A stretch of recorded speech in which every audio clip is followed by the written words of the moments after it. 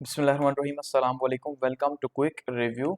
और quick review current affair series में आपका वेलकम है। और करंट अफेयर्स में हम बात करने लगे हैं जी सबसे पहले चाइना और पाकिस्तान को लेके कि जहां पे आपने देखा कल जो है वो 21 अगस्त को जो है वो एक इवेंट हुआ। 6 स्ट्रेटेजिक डायलॉग्स जो है वो पाकिस्तान और चाइना के बीच में हुए हैं, तो इसको डिस्कस करेंगे। ठीक है, और ये बहुत ही इंपॉर्टेंट है। हम ये देखेंगे कि चाइना और पाकिस्तान जो है उनके बीच में दोबारा से जो है वो दोस्ती और कुर्बतें बढ़ रही हैं। जहाँ पे आप एक साइड पे देख रहे हैं यहाँ पे कि जहाँ पे आर्मी चीफ साहब से इनकी मुलाकात हुई है, और ये इनके चाइना के फॉरेन मिनिस्टर हैं वैंग यी इनकी, और यहाँ पे ये मुलाकात कर रहे हैं जो है वो शहबाज शरीफ साहब से। तो कल का दिन इनका काफी ज्यादा जो है वो मसरूफ गुजरा है, और इस न्यूज को काफी ज्यादा हाईलाइट भी किया गया पाकिस्तान के अंदर, क्योंकि यहाँ पे आर्मी ने जो है वो अपने सोशल मीडिया से या अपने डिजिटल मीडिया से इसको हाईलाइट किया। इसी तरह से जो गवर्नमेंट है, सिविलियन गवर्नमेंट, उसने अलग से इसको हाईलाइट किया कि भाई हम चाइनीज से मीटिंग्स कर रहे हैं। समझ रहे हैं ना? तो इसलिए इसको काफी ज्यादा जो है वो हाईलाइट किया जा रहा है। तो इसको बात करेंगे। China affirms commitment to working with Pakistan on regional peace and stability। तो इसको डिस्कस करेंगे। और साथ में हमारे पास जो दूसरी न्यूज है वो है जी यूक्रेन के हवाले से। यूएस और यूरोप जो है इन्होंने फाइनलाइज किया है मिलिट्री ऑप्शंस को यूक्रेन के लिए। ठीक है, इसको डिस्कस करेंगे कि भाई अब अगर आगे जो है वो पुतिन और ट्रम्प के बीच में कोई पीस की बातचीत होती है तो रशिया को क्या सिक्योरिटी गारंटीज जो है वो देने का कहा जा रहा है, या क्या पॉसिबली दी जा सकती हैं। ठीक है, तो ये दो हमारे पास जो है वो बहुत इंपॉर्टेंट न्यूज है, इनको डिस्कस करते हैं। अब सबसे पहले हम बात करते हैं जी पाकिस्तान चाइना स्ट्रेटेजिक डायलॉग की। अब देखिए, सबसे पहले तो आपको ये पता होना चाहिए कि भाई पाकिस्तान चाइना स्ट्रेटेजिक डायलॉग जो है वो बेसिकली है क्या। तो देखिए, ये पाकिस्तान और चाइना का 2018 के अंदर एक इनिशिएटिव स्टार्ट हुआ था कि जिसमें उन्होंने दोबारा से जो है ये तय किया था कि भाई हम आपस में जो भी मामलात हैं या किस तरह से हम अपनी म्यूचुअल जो कॉपरेशन है उसको कैसे आगे बढ़ाएंगे डिफरेंट सेक्टर्स के अंदर, चाहे वो सिक्योरिटी है, डिफेंस है, आईटी है, या जो भी हम जो जिस पे भी काम कर रहे हैं। ठीक है, तो उसका जो है वो फर्स्ट राउंड 2018 में हुआ। उसके बाद अब ये 2025 में इसका 6 जो है वो राउंड हुआ है। तो ये 6 जो है वो चाइना स्ट्रेटेजिक डायलॉग थे जो भी हम डिस्कस करेंगे। तो देखिए, पाकिस्तान और चाइना का जो स्ट्रेटेजिक डायलॉग है ये बेसिकली हाई लेवल डिप्लोमेटिक और सिक्योरिटी डायलॉग्स हैं जो कि पाकिस्तान और चाइना के बीच में होते हैं। ठीक है, तो ये हाई लेवल के डायलॉग्स होते हैं, और बेसिकली ये फॉरेन मिनिस्टर्स के लेवल पे होते हैं, और समटाइम्स इससे भी ऊपर के लेवल पे जो है वो बातचीत होती है। और ये लॉन्ग स्टैंडिंग बायलेटरल रिलेशंस को बरकरार रखने के लिए और इन्हें मजीद मजबूत करने के लिए जो है वो आप ये कह सकते हैं कि ये एक पूरे पूरा सिस्टम बना हुआ है, ये मैकेनिज्म बना हुआ है कि कैसे लॉन्ग टर्म में जो है हम सस्टेनेबल तरीके से पाकिस्तान और चाइना के ताल्लुकात को बेहतर कर सकते हैं। इसके अंदर जो है वो स्ट्रेटेजिक, पॉलिटिकल, इकोनॉमिक और डिफेंस रिलेशंस को जो है वो डिस्कस किया जाता है लॉन्ग टर्म के अंदर। अब इसके की एरियाज क्या हैं जो पाकिस्तान चाइना स्ट्रेटेजिक डायलॉग है? इसके अंदर सबसे पहला है जी स्ट्रेटेजिक कॉपरेशन, यानी लॉन्ग टर्म की कॉपरेशन किसके अंदर? डिफेंस के अंदर और सिक्योरिटी के अंदर। दूसरी के इसके अंदर क्या है जी? इकोनॉमिक कॉपरेशन, जिसका सबसे इंपॉर्टेंट जो यहाँ पे एस्पेक्ट है वो है सी पैक, यानी कि चाइना पाकिस्तान इकोनॉमिक कॉरिडोर जो है। इस टाइम पे चाइना जो है आपको पता है कि उसने $54 मिलियन लगाए हुए हैं, तो वो इस इन्वेस्टमेंट को जाहिर ही बात है कैश करवाना चाह रहा है। ऐसा नहीं है कि उसे छोड़ देगा। ट्रेड है और इन्वेस्टमेंट है। इसके अलावा थर्ड इसका जो एस्पेक्ट है वो है जी रीजनल इश्यूज, क्योंकि अब चाइना एक ग्लोबल प्लेयर के तौर पे खुद को देख रहा है, और खास करके इस रीजन के अंदर जो है वो ये समझता है कि उसकी रिस्पॉन्सिबिलिटीज क्या हैं, क्योंकि सबसे ज्यादा जो है वो यहाँ पे उसका इन्फ्लुएंस है। तो अफगानिस्तान को लेके वो बहुत ज्यादा सीरियस है कि इसको कैसे यहाँ पे टैकल किया जाए, कश्मीर इशू को लेके और इंडो पैसिफिक टेंशन को लेके, क्योंकि ये तीनों चीजें ऐसी हैं जो यहाँ पे इस रीजन का जो अमन है उसको इम्पैक्ट डाल रही है उसके ऊपर।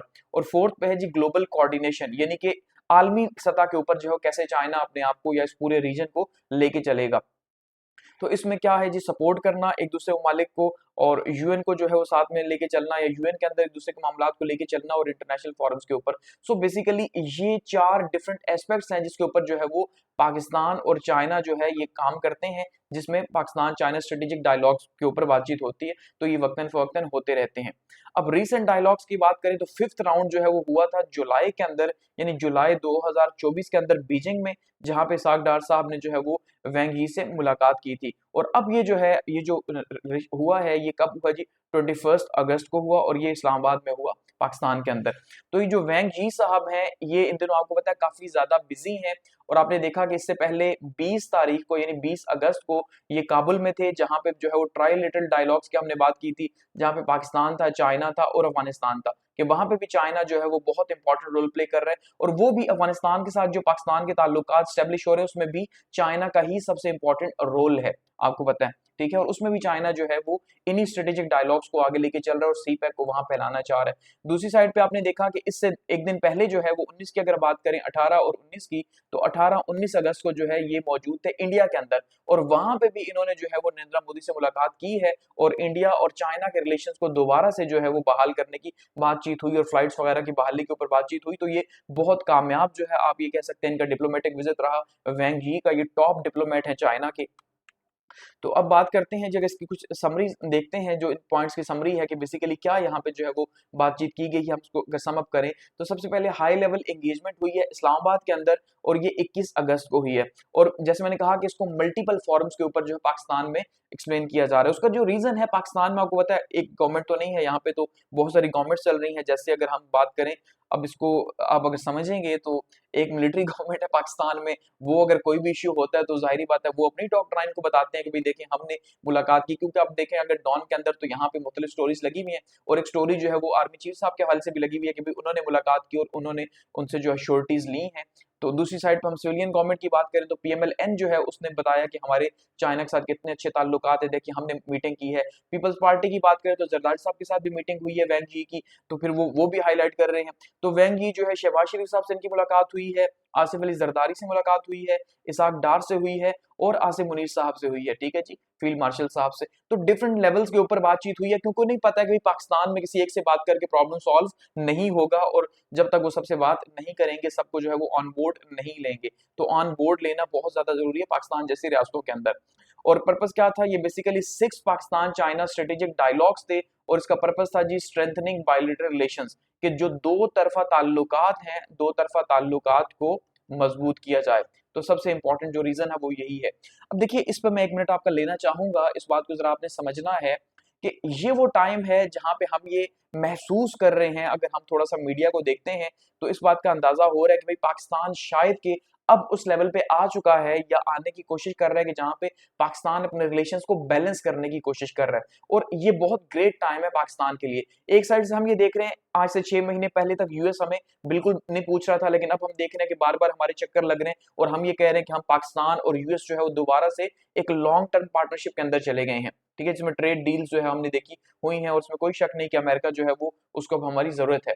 दूसरी साइड पे हमने ये देखा कि 2022 के बाद से चाइना के साथ हमारे रिलेशंस नीचे गए, जिसमें इंटरनेशनल न्यूज़पेपर्स ने भी इसको कोट किया, जिसमें डिप्लोमेट जैसे जो है वो न्यूज़पेपर इसको कोट किया कि भाई किस तरह से पाकिस्तान और चाइना के रिलेशंस नीचे जा रहे हैं। और इवन चाइना ने इसको बरमला इजहार भी किया पाकिस्तान से मल्टीपल टाइम्स कि भाई उनके इंजीनियर्स जो है वो उनके ऊपर दहशतगर्दी के हमले हो रहे हैं, और सी पैक पे यहाँ पे फेज 2 पे काम बिल्कुल रुका हुआ है, ठीक है। तो इस तरह से, लेकिन अब हम देख रहे हैं कि दोबारा से जो है वो चाइना इन हो रहा है पाकिस्तान के अंदर, क्योंकि चाइना को उस बात का एहसास है कि शायद अगर उसने स्पेस छोड़ी तो पाकिस्तान यूएस की तरफ ही बिल्कुल टिल्ट कर जाएगा। तो इसलिए पाकिस्तान जो है वो चाइना के साथ भी आगे बढ़ रहा है। तो यहाँ पे चाइना हमारी तरफ झुक रहा है, वहां पे यूएस हमारी तरफ झुक रहा है, हम नहीं झुक रहे, याद रखिएगा। हम शायद अभी डिसीजन नहीं ले पा रहे, लेकिन ये बहुत अच्छा है पाकिस्तान के लिए कि दो बड़ी पावर्स जो है, जो इस टाइम पे दुनिया में एक वर्ल्ड ऑर्डर या दूसरा वर्ल्ड ऑर्डर आ रहा है, तो दोनों के साथ ही हम मिलके चल रहे हैं। तो अब यहाँ पे हमें बैलेंस की जरूरत है, और जैसे हम देख रहे हैं कि शायद अब इस बार बैलेंस बनने के चांसेस मैक्सिमम है, क्योंकि दोनों में से एक भी हमें नहीं खोना चाह रहा, ना यूएस हमें खोना चाह रहा है, उसकी भी जरूरत है,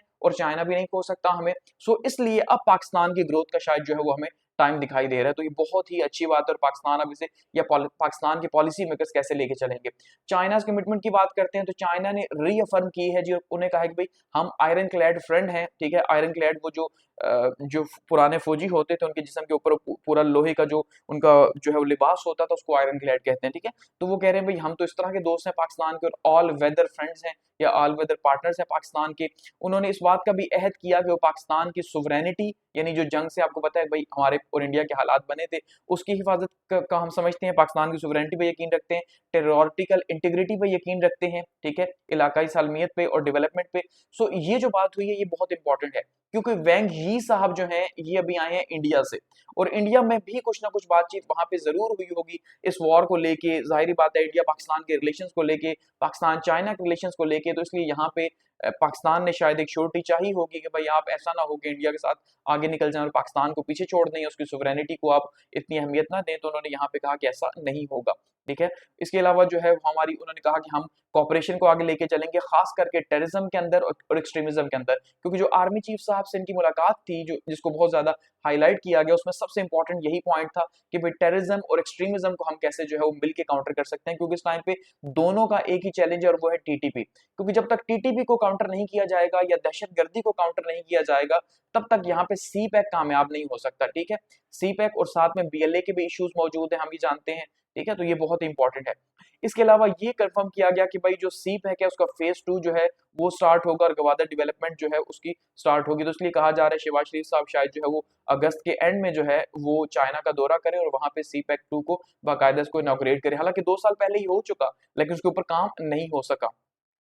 पाकिस्तान पोजीशन क्या है, ये तो चाइना की पोजीशन है। पाकिस्तान की पोजीशन ये है कि जी शहबाज शरीफ साहब और फॉरेन मिनिस्टर इसाक डार साहब और जरदारी साहब तीनों से मुलाकातें हुई हैं, तो तीनों ने ही जो है वो डीप अप्रिसिएशन का इजहार किया और चाइना का बड़ा शुक्रिया किया कि भाई आपकी बड़ी मेहरबानी है कि आप हमें तवज्जो दे रहे हैं। ठीक है, और पाकिस्तान ने भी रिअफर्म किया कि भाई हम चाइना के हर जगह पे साथ देंगे और उसका साथ निभाएंगे कोर इश्यूज के ऊपर, चाहे वो नेशनल है, रीजनल है या इंटरनेशनल है। सी पैक के हवाले से उन्होंने बताया कि भाई सी पैक की हम चाहते हैं कि कनेक्टिविटी हो और सोशो इकोनॉमिक ग्रोथ हो हमारी, और रीजनल जो है वो इंटीग्रेशन में इसका बहुत ही इंपॉर्टेंट रोल है और जो है वो हम इसको आगे लेके चलना चाहते हैं। इसके अलावा पाकिस्तान ने ये भी बताया कि भाई हम दहशतगर्दी के खिलाफ हैं और हम आपके साथ मिल के जो है वो आपके वर्कर्स की जो है सिक्योरिटी और सेफ्टी को इंश्योर करेंगे, ताकि सी पैक सेकंड 2 स्टार्ट हो तो कम से कम जो है वो आपके वर्कर्स को प्रॉब्लम ना हो।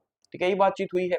सी पैक और इकोनॉमिक कॉपरेशन की यहाँ पे जो है वो खास करके बात हुई है, क्योंकि अब सी पैक के ऊपर बातचीत की जा रही है जी कि सी पैक का फेज 2 स्टार्ट हो रहा है, उसकी मल्टीपल इनॉग्रेशन जो है वो आप देख रहे हैं हो रही है। ठीक है, और दोनों साइड से जो है कहा गया कि भाई हम सी पैक को अपग्रेड करेंगे, नेक्स्ट लेवल के ऊपर लेके जाएंगे, जिसमें ग्रोथ है, लाइवहुड है, ग्रीन इसका एग्रीकल्चर है या ओपन कॉरिडोर जो है इसको हम आगे लेके चलेंगे, इंडस्ट्रियल, एग्रीकल्चर, माइनिंग और आईसीटी कॉपरेशन के ऊपर हम इसको मजीद आगे लेके चलेंगे, यानी मल्टीपल डायमेंशंस में हम सी पैक को आगे लेके चलेंगे, क्योंकि यही सी पैक ही बेसिकली पाकिस्तान और चाइना के बीच में जो है वो कोऑर्डिनेशन पैदा करेगी। इसके अलावा B2B इन्वेस्टमेंट कॉन्फ्रेंस यहाँ पे जो है वो उसकी बातचीत की गई है, यानी बिजनेस टू बिजनेस की, और ML1 जो है वो बहुत इंपॉर्टेंट प्रोजेक्ट है जो, ठीक है, पाकिस्तान रेलवे का, उसके ऊपर बातचीत की गई, क्योंकि चाइना इससे पीछे हट चुका आपने देखा। तो अब ये कहा जा रहा है थर्ड पार्टी जो है हम कोशिश कर रहे हैं कि वो इसको लेके चले, थर्ड पार्टी, और चाइना और पाकिस्तान उसको जो है वो सपोर्ट करें। और कराक्रम हाईवे के हाल से भी बातचीत हुई है कि उसकी री अलाइनमेंट होगी।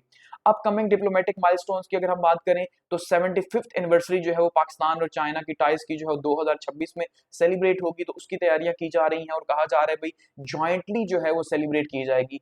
75th जो है वो इनकी एनिवर्सरी आप ये कह लें कि जब दोनों की दोस्ती स्टार्ट हुई थी। और पीएम शहबाज शरीफ साहब जो है वो रिसेंट विजिट भी करेंगे चाइना का, तेंजिंग और बीजिंग के अंदर जो समिट होने जा रहा है एससीओ का, और ये बहुत ही इंपॉर्टेंट समिट है, आपको पता है, क्योंकि इसके अंदर जो है वो फर्स्ट टाइम आप ये देखेंगे कि मोदी साहब भी होंगे, इसके अंदर प्यूटन साहब के भी कहा जा रहा है कि वो भी होंगे।